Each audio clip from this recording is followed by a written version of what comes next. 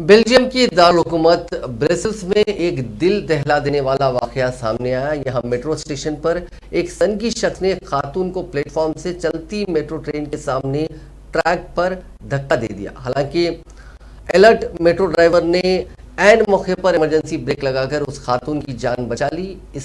یہ پورا واقعہ وہاں لگے سی سی ٹی وی کیمرے میں قید ہو گیا۔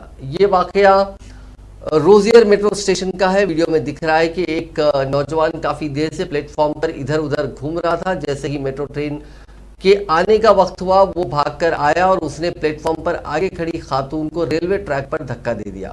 غنیمت رہی کہ ڈرائیور نے ایمرجنسی بریک لگا دیے، جس کی وجہ سے اس خاتون کی جان بچ گئی۔ وہیں خاتون کو دھکا دینے کے بعد ملزم نوجوان وہاں سے بھاگنے میں کامیاب رہا، حالانکہ اسے دوسرے میٹرو اسٹیشن پر قتل کے اقدام میں گرفتار کر لیا گیا۔ اس واقعے کے بعد اس خاتون اور میٹرو ڈرائیور دونوں صدمے میں آ گئے۔ دونوں کو اسپتال لے جایا گیا، جہاں ان کا علاج شروع کیا گیا۔